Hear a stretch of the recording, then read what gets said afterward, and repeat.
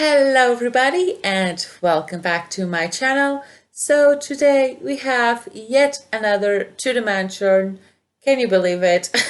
I don't run out of ideas, but everyone is a little bit different, so that is the good thing about it. But this house right here, I build it in a completely different way that I usually do. I usually just start building the outside, and then on the inside we just wing it and we just work with what we have. This time I had a very specific thing that I wanted to try.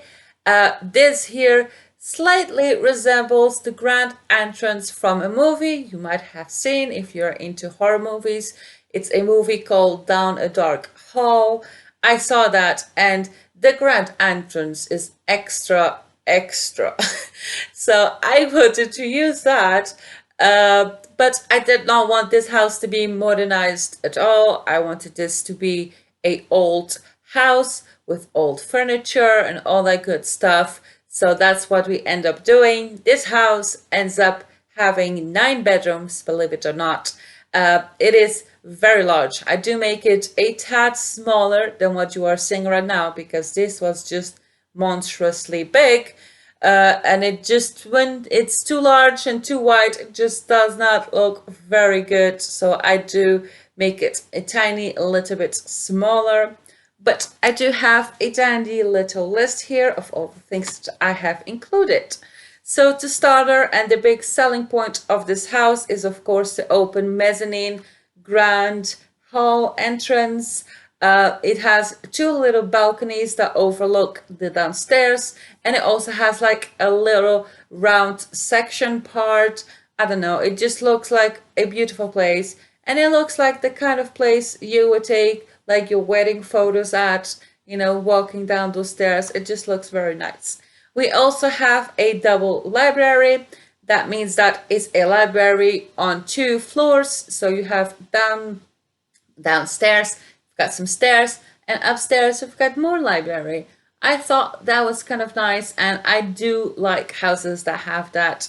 I think it's kind of nice. I mean, I don't read at all, but I do like the idea of it. Then we have a open kitchen, dining slash gardening room, or a little conservatory room. It's all open, but this is an older house and rooms don't tend to be open plan. So I was fighting against the idea. So instead of leaving it all open, I create little defining walls, which I always do in these kinds of houses, using the very useful little half walls and some columns and just some decoration just to separate the areas quite nicely. Then we do have the only modern room in this house is a cinema room. Now, this house here is supposed to be an old house, but it's supposed to be in this century, so these people do have TVs and all of that stuff. Hence, I added a cinema room, which I didn't know what to put there, so I just left it that. We also have 9 bedrooms. Now, I do believe, if I'm not mistaken, that all the bedrooms do have an ensuite bathroom. I do believe we do. We do have a butler's room as well downstairs, so next to the kitchen. So if you have the habit of having butlers or maids, then they do have their own space down there. We do have a pool outside. I mean, of course, this is built on a 64 by 64 lot. It is? Yes, it is. So you do have quite a lot of space outside. There's space that I didn't even use. So, if you want to expand, it's very easy to do that. I also left 2 rooms downstairs empty. I mean, they have flooring and wallpaper and all of that, but they are empty. First of all, I was getting pretty sick of furnishing. Usually I start furnishing the downstairs areas first and then I go up to the bedrooms. This time I did it different. I started up by the bedrooms. So by the time I came downstairs to furnish it, I was getting a bit tired of it. So I left 2 rooms empty. But I mean, if you do want a gym or I don't know, something else for skill building purposes, then you go ahead and use those 2 rooms. Now we do also have an empty basement downstairs. And that is pretty much I added. Now every room is a little bit different.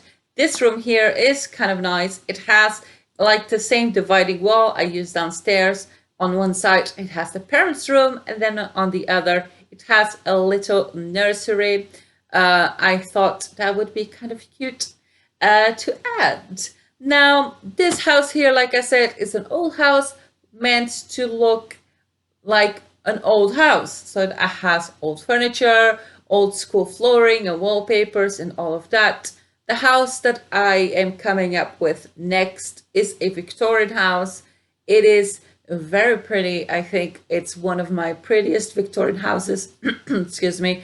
I think it's one of the prettiest Victorian houses I have ever built. But the inside is more modernized. It's a modern Victorian twist. And I think you guys will enjoy that one as well. So here we have a million screenshots. As I always have to say, I don't film every room that I furnished. Otherwise, these videos would be like an hour long, even sped up. So I just put a lot of screenshots of all different angles. And of course, we have a million screenshots of this grand haul. It's just very pretty. I really enjoy this. And yeah, I hope you enjoy this as well. So of course, this is available to download. And if you do want to do that, then you can go ahead and find me on the gallery using hashtag SimsDesigns or hashtag SimsDesignsYT. Do follow me on the gallery.